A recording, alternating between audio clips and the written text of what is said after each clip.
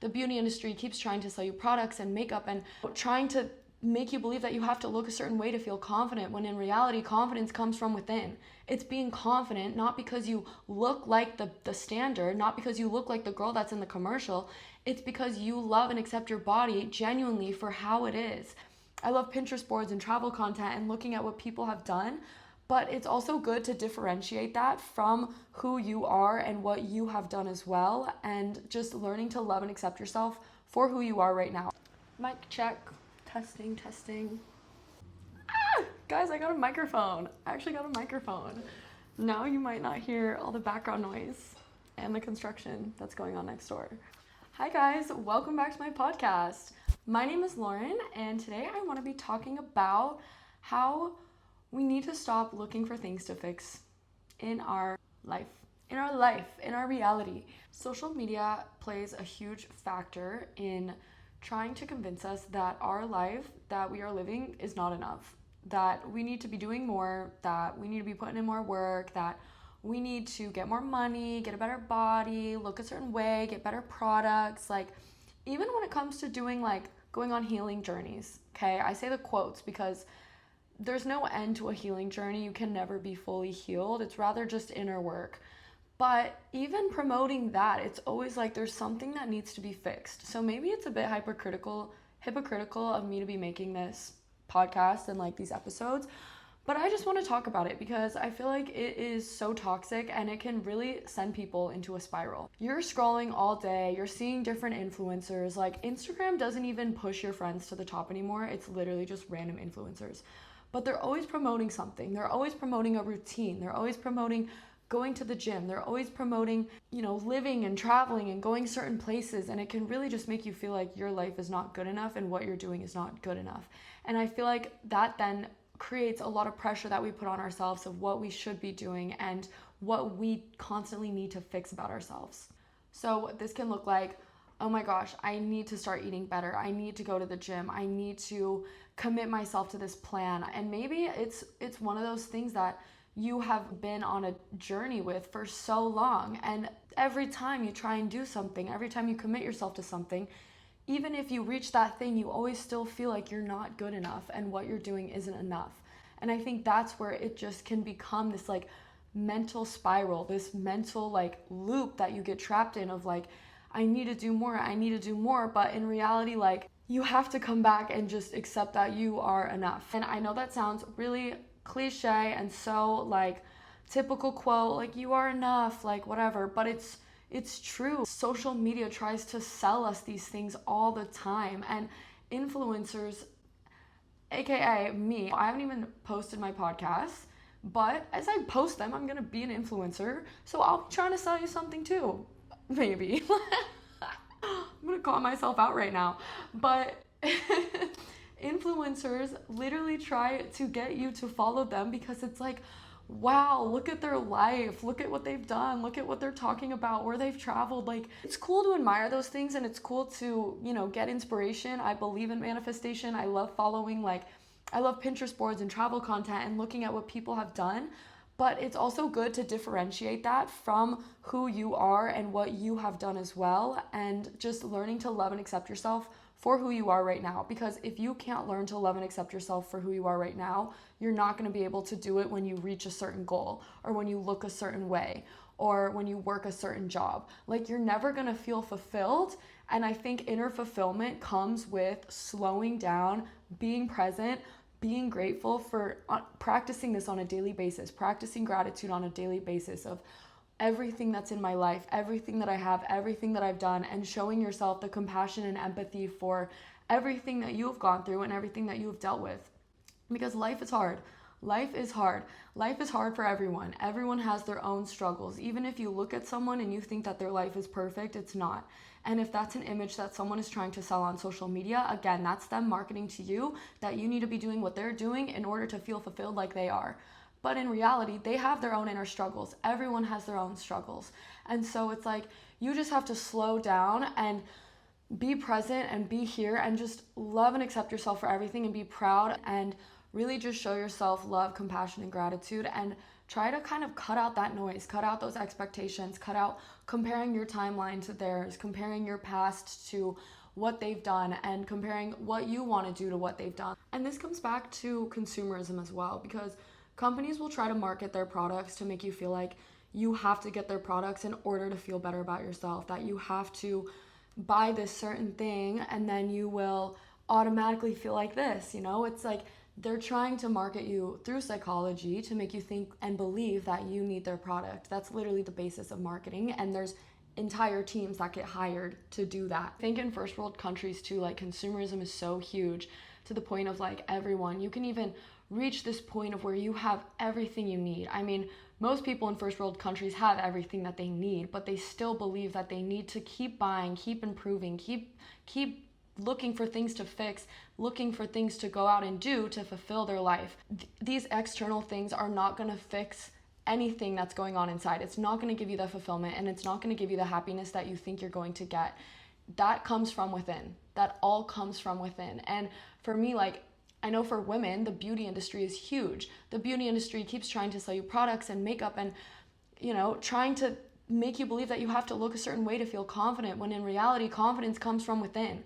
It's being confident, not because you look like the standard, not because you look like the girl that's in the commercial. It's because you love and accept your body genuinely for how it is, and for the beauty that God made you to be, the beauty that, you know, your soul, your spirit made this body. Like, you have to learn how to love and appreciate it and accept it, because it's like, what a gift. And especially to just be healthy and show your body appreciation. Like, your body is freaking amazing. Like, it does so much for you on a daily basis, involuntarily. Your body is working so hard for you, and it loves you, and it just wants you to love it back. It wants you to, you know, give it the food that it needs, the nutrition that it needs. Like, it literally comes back to just, you know, just learning to just love and accept yourself, and just like understand that you are enough. And I think this is really hard because it's so ingrained in a lot of us mentally, but I think it's just waking up every day and practicing gratitude, writing out gratitude, affirmations, like, I am enough as I am, because you're retraining that subconscious mind to then believe those new thoughts, okay?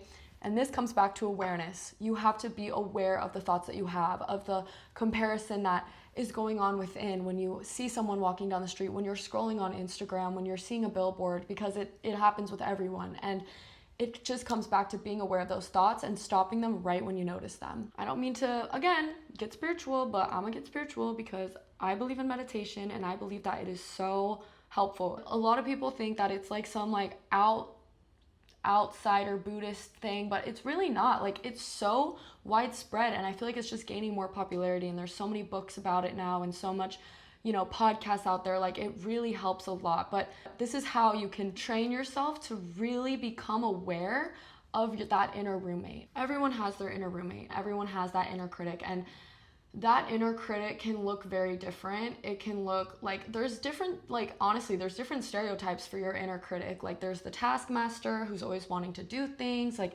a perfectionist who everything has to be perfect. I don't know. Look it up on your own because it's really interesting. Everyone has their inner roommate, and their inner roommate is constantly going, it's constantly running. But basically, the premise of meditation is to, like, it's a learning process. It is a process. But when you are sitting in that silence, you start to become aware of your brain.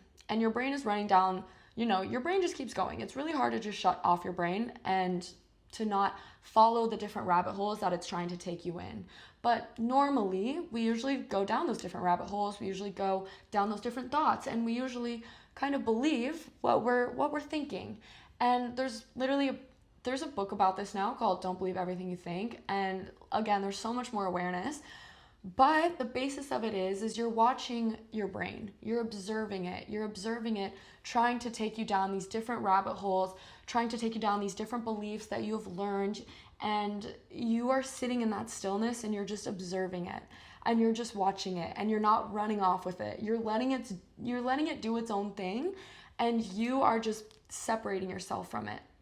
And over time, once you start to practice this, you start to get better at it, and you really start to notice your thoughts a lot more. And you, like, on a daily basis, like when you're out and about, you start to become the observer of your thoughts, of your brain, of where it's trying to take you down. Once you can start doing that, you can start to notice the thoughts of that you're having of like, I'm not good enough. I need this product. I need to do this. I need, all these worries about how you're going to fix your life. But it's like you have to come back to yourself and you have to like notice those thoughts when they happen and just remind yourself like, no, I am here. I am enough. Like I am present. So it's just about, coming back to that presence, coming back to that reality and practicing those affirmations on a daily basis. And there's so many affirmations on there, like out there. Like I love going on Pinterest because people post morning affirmations, affirmations to feel good enough, affirmations for confidence, affirmations, to feel just grateful for the life that you have. And that's another thing, gratitude. Oh my gosh, gratitude is so important. It's so impactful. And if you can wake up every day and just practice gratitude, like I am so grateful for this. I am so grateful for everything that's in my life. And again, it's like, for me, this happens with clothes because I love fashion and I love shopping and I love going to the mall and whatever. And right now I am out traveling. I'm in Australia. I've been traveling for about like 5 months and I only have 2 suitcases. So I'm in Sydney and the shopping in Sydney is so good. So this is very first world of me. But basically, I know I don't have a lot of room in my suitcase, but every day I'm walking past the mall. I'm walking past Princess Polly. I'm walking past, Zara. And I'm just like, oh my gosh, someone hold me back. I'm always looking for new styles. And I think it's so fun, but I have to like come back to myself and be like, no, I am so grateful for all the clothes that I have. Okay, anyways, that's such a first world thing and that's whatever. But it's like, I have to remind myself like for everything that I have, because once I start to realize like everything that I have, I stop looking in all these different directions all the time. Practicing gratitude also can pull you out of that, of worrying about that so deeply and be like, whoa, like look at all that I have. Look at like, I live, like for me, I'm so grateful I live in a first world country. Because there's a lot of people that don't live that reality. I'm so grateful that I have running drinking water, that I have food in my fridge, that I can go to the grocery store and pick out whatever I want, because that's a reality that not a lot of people live. Like that is such a privilege. It's literally like you can be grateful for the basics, and it just kind of puts into perspective like, wow, I'm worrying about these things, but I get to have all of this and I get to live this life. And so it's just reminding yourself of how lucky you are, and it's like these things that you worry about, again, they're so valid, but sometimes they're very small and they won't matter next week. And so it's pinpointing those things that it's okay. You can let them go. Everything will work out how it should. And just trusting that everything, you are exactly where you are. Everything is meant to be happening for a reason, and you are, again, exactly where you need to be. This comes back to law of attraction. If you are constantly worrying about this and this and this, if you are constantly worrying about, I don't have enough of this, I don't have enough of that, that's a lack mindset. Like you're not going to receive abundance in that if you have a lack mindset, because you will always be looking for what isn't enough, what you don't have enough of. I need to fix this, I need to fix that. When you start looking for that, that's all you're going to see, that's all you're going to find, and that's just going to be your perspective. And that everything comes back to perspective at the end of the day. Like we all have everyone is experiencing the world different. We're all just experiencing our world through our own perspective. So it's kind of like retraining that perspective that you have. You almost have to like train yourself to find all the good, all the positive, and everything that you're grateful for, because if you keep looking for things that you love and that you're grateful for and that you just have in front of you, you will start to see, wow, I have so much. I have so much. I'm so privileged. I have so much abundance. Like, and that's what you're going to find. That's what you're going to look for. And that's going to be your perspective of like, wow, I'm seeing all of this. This is lore. Okay. This is lore. But when I was in middle school, basically I played volleyball and I had shoulder surgery. And after I got shoulder surgery, I was trying to do as much as I could, even though I couldn't play. So my coach gave me homework to do in the morning and the night, and gave me, like, at the time I didn't know, but it was affirmations. So in the morning when I would wake up, I would write the affirmation, my value comes from who I am and not what I do. And then I would also write that at night, so before I went to bed. But I would also write out before I went to bed 15 good things that happened about my day.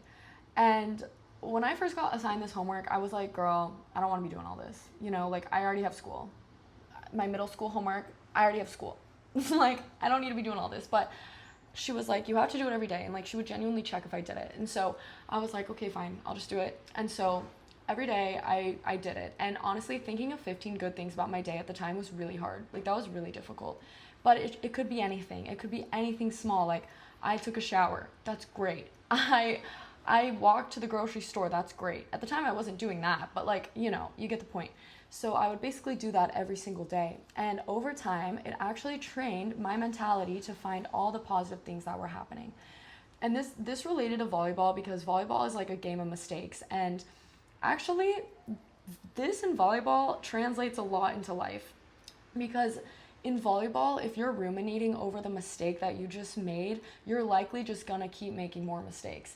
And I think that directly translate into this topic of like, if you're always thinking about how you failed, if you're always thinking about what's not good enough, like just trying to be a perfectionist all the time, you're never, you're just gonna keep finding things that you need to fix. So when it came to volleyball, it was like, okay, I just, hit the ball out of bounds, but at least I did something good in my footwork, like things like that. And it's just trying to focus on the positives, shaking off the mistakes and going to the next. So, and if you come out of a game and you're constantly thinking about everything that you just did wrong, you're just going to believe that you're a bad player, like you're always just gonna, and always looking for improvement is good. Always looking for things to learn is good. Nothing in life is bad. Nothing in life is a failure.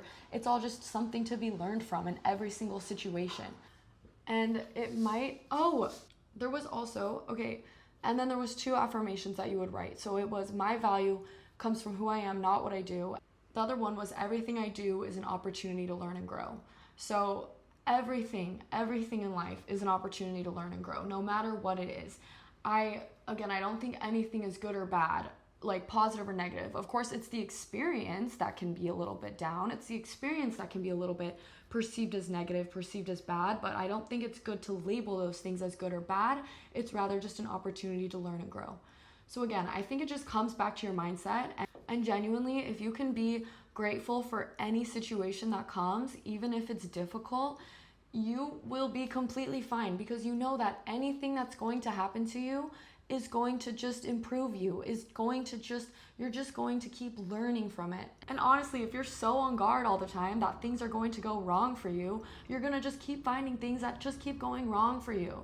And why do you want to live that life? Why do you want to live that life always thinking about that and always thinking about how you're not good enough and what you need in order to fix yourself? Like, you don't need to fix anything. If anything, you just need to work on that inner world or that perspective or whatever that might be. You are the creator of your reality. And again, that sounds so like cliche of me to say, but it's so true. Like, it's so true. Everyone is living in the same reality. We're all just experiencing it completely different based off of our perspective and based off of our inner world and based off of the things that we look for and focus on. It's so natural to worry, and we are taught to worry, looking for things to fix. It's just ingrained. It's honestly ingrained in society, and I think it takes a lot of conscious effort and awareness to be mindful of, okay, why do I have these thoughts? Where are these thoughts coming from? And why do I believe that I'm not good enough? And really just, changing that subconscious and being mindful of when those thoughts come up, and switching the story and training your brain to stop, looking for those things, and journaling. I think it takes some work and it takes some mindfulness, but it's so important and so worth it, because again, it's all inner. That confidence is inner. Knowing that you are enough, you're having good self-esteem, like loving and accepting your body, it comes from within. So it's just about coming back to yourself, being grateful for where you're at, grateful for the reality that's around you, and understanding that you are enough and that you don't need to fix anything about you. You don't need to fix anything about you. Everyone is so unique in who they are and how they are, and you don't need to be idolizing this cookie cutter beauty standard, this cookie cutter way of being that you feel like you have to reach, because from someone that thought that I had to constantly keep healing myself, constantly be going and finding things that I needed to fix, made me believe that I wasn't enough. And I'm still working on that, but even that in itself, just when you start doing inner work, it's you can't be doing it all the time. You can't be looking for things to fix all the time, because then it's that's not even living. That's not living. So yeah, but show yourself love and grace. Like, this is all taught, you know, everyone has it. Everyone deals with it, and it takes a lot of consciousness and awareness to like break that habit. So yeah, but you are beautiful, you are enough, and it's going to be okay. It's going to be okay. Thank you guys so much for listening, so much for watching. And yeah, I hope you guys took something away from this, learned something from this. And yeah, it's really fun making these. So yeah, I hope you guys can tune into something down the line. So yeah, I hope you have a great day, great morning, great evening, wherever you are. And I'll see you next time.